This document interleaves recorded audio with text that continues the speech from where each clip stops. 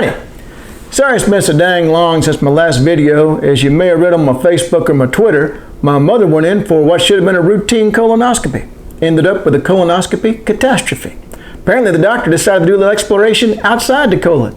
That turns out to be real negative. Put her in intensive care for over a week. Didn't get back home for another 35 days. Well, she's in rehab right now and things are much better, which is why I'm back in the saddle. So on to business. Many people have asked me to evaluate the current slate of Democratic hopefuls for the 2020 presidential election, as if I'd vote for a Democrat. But I'll play along. Who would I pick?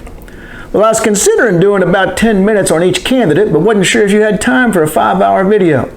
So I figured I'm just going to do 7 of the top runners.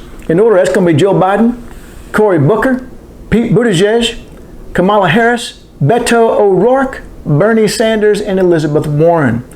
And again, just to be crystal clear on this, so I don't lose my stool at the Long Branch Saloon and Bait Shop, I would never be caught dead voting for a libtard, snowflake, participating, medal-loving, America-hating communist Democrat. This is just an exercise. But if we're going to do it right, I figured we need to decide what dimensions along which we're going to evaluate them.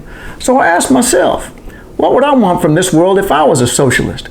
And I put together a quick list based on a couple of times I've seen Oprah and Queer Eye for the Straight Guy. I was just walking through the living room. My wife had them on. Anyway, I got my 7 points of evaluation. Number 1, healthcare reform. Attack the monopoly power of big pharma and health insurers and make sure that whether you live or die is no longer basically a function of how much money you have. Number 2, education reform. Stop the attacks on the public school system, the hallmark of our democracy, via vouchers, charter schools, and intentional financial starvation. Recovery of the middle class. A situation that has become so apparent that both political parties made it an issue in the 2016 campaign.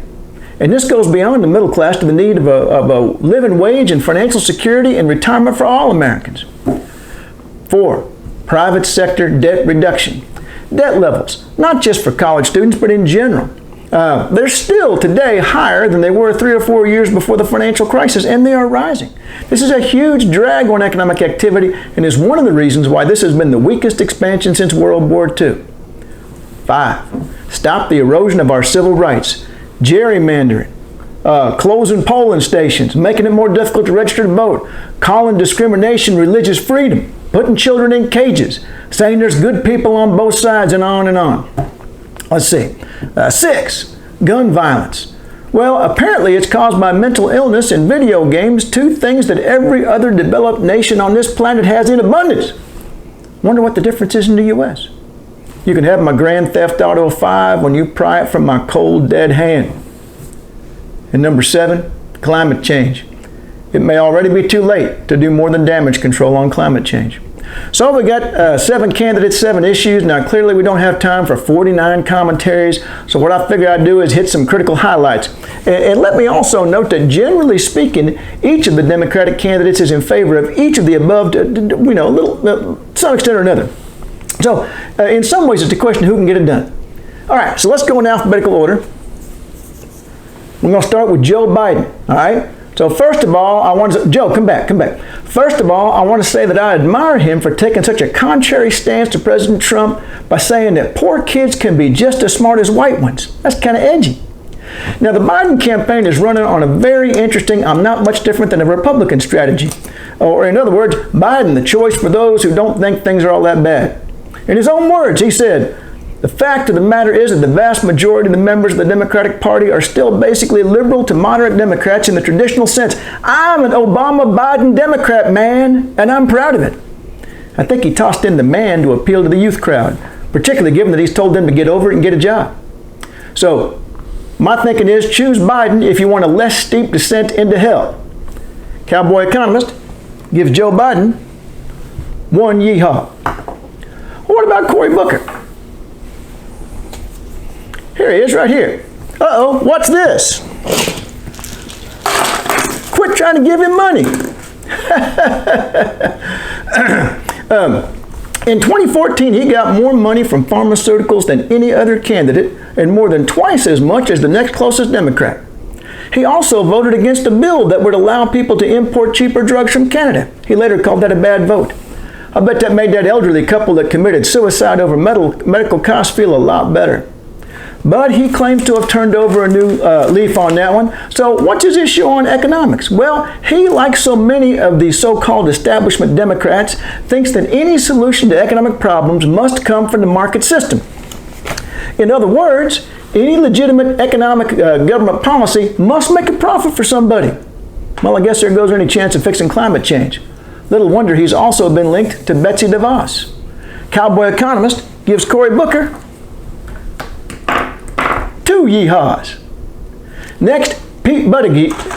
Now, I practiced this. Hang on. Pete Buttigieg. Pete. That old boy Pete from Indiana. Now, Lieutenant Pete checks off most of the important boxes for an aspiring Democratic candidate.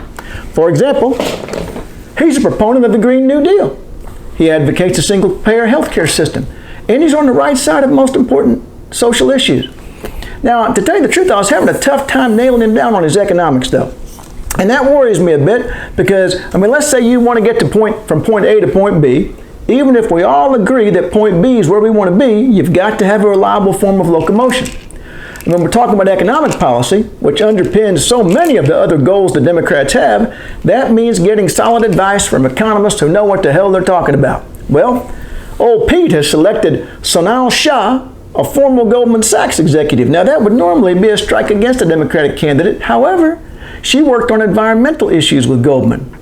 That said, her pedigree from London School of Economics and University of Chicago give me pause. And I can't really find any documents tying her down to a particular perspective, and I find that very frustrating. But I don't find anything that totally disqualifies her either.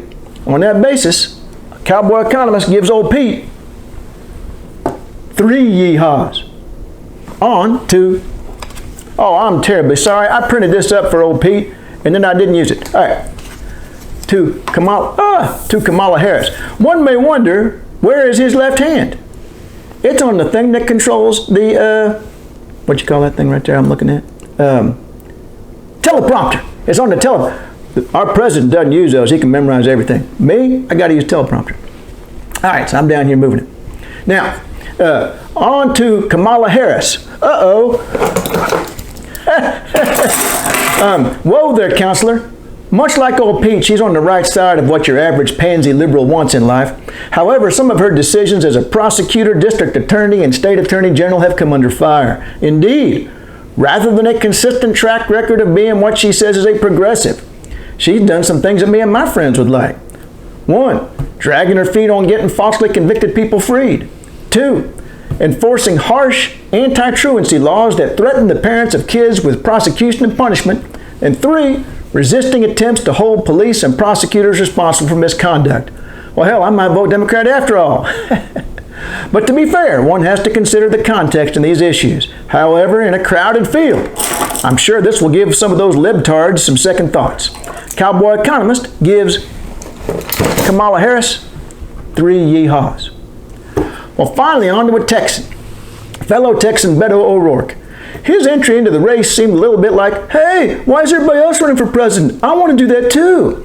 His initial platform seemed to consist of the fact that he was a Democrat and he looked a bit like Bobby Kennedy. That was about it. Luckily, he's filled in some gaps for us since then. Now, on social issues, I don't think you're going to see any big differences between him and others. Although he's not quite ready to go all in on the single-payer health care thing. Indeed, that's very consistent with his insistence that only markets can possibly save our economy. Can you say neoliberal? Don't get me wrong, seems like a good guy. And hell, I was listening to punk rock way back before his first arrest. But if I was voting Democrat, and I'm not, I'd sure want somebody who had a plan before he declared his candidacy. And I don't want somebody who falls over himself to please those free marketers. I guess he's kind of the young person's Joe Biden. I'll give him 2 yeehaws. Now, Bernie Sanders, that damn socialist. Did you know that he's in favor of the social ownership of the means of production? Well, but actually he's not. And since that's what a socialist wants, and since Sanders isn't for it, I guess he's not a socialist. God, I hate thinking. Anyway, in stark contrast to Beto O'Rourke, the big knock on Sanders is his long and consistent policy stances reaching back decades. He was recently criticized for saying nothing new, but his ruffled self responded that we still have the same damn problems. When they change, I'm going to change my message. Now, you may actually remember Sanders from the last presidential campaign when he got super delegated out of the running and we got super screwed in the election with the Cheeto-in-chief. But I digress. Again, Sanders falls in line with the others on social issues. He's for universal health care, Green New Deal, gun control, banking reform, campaign reform, etc., etc. What really distinguishes him, above and beyond the fact that he's been consistently preaching this same message for decades, is that he is the one and only candidate that has been advised by an economist who knows what the hell she's talking about. I think that's very important. I mean, regardless of what candidates say and mean during the campaign, A, stuff that they didn't expect is going to happen once they take office, and B, they depend heavily, as they should, on experts for sound advice. So no matter how well-intentioned you are, you have to have a sound plan based on good advice. And Professor Stephanie Kelton, a key Sanders advisor, is the only one not drawn from the pool of economists known as neoliberals. She knows what the hell she's doing, and she would deliver the kind of economy necessary to support the programs that the Democratic Party endorses, which of course I'm against. I give Sanders, hold on, I give him 5 yeehaws. I only give 5. That's as many as I've got. Right? So, oh, and I'm terribly sorry. I forgot this and this. This ink costs a lot of money. All right. Elizabeth Warren. Now, she and Sanders have been leading the charge as the party's top senior progressives, whatever the hell that word means, for some time now. And as such, you won't see the Venn diagrams of policy stances intersect for any of the two candidates more than they do for Sanders and Warren. That said, returning to the issue of advisors, hers are pretty mainstream. If you look over the resumes of Drs. Emmanuel Saez and Gabriel Zucman, you'll see nothing but mainstream journal publications there. More neoliberals, more dinos, more Republican light. Now, I don't want to lay into her too much, as on this issue, she appears to be head and shoulders above many of the others in terms of her ability to intelligently analyze what is brought to her and to pick and choose wisely. Nevertheless, tends to come down very much, and nevertheless come down very much in Bernie Sanders territory, but it's still a little concerning. I'm going to give her 4 yeehaws. Well, there you have it, folks. Now, don't get me wrong, a brain-dead rhesus monkey would serve us all a lot better than the current Oval Office resident, and certainly tweet a lot less and more intelligently. And American farmers would still have a market. But I believe we're at a pivotal point in history. It's increasingly evident that the time to act is very short and maybe even past us. If we stand a chance of avoiding being Trump's next TV reality show, Survivor Planet Earth, then the time for compromised candidates is over. And in my considered cowboy opinion, it's Bernie Sanders, possibly Elizabeth Warren, but none of the others even come close. All this is, of course, if I voted Democrat, which I don't. Thank you, and good night.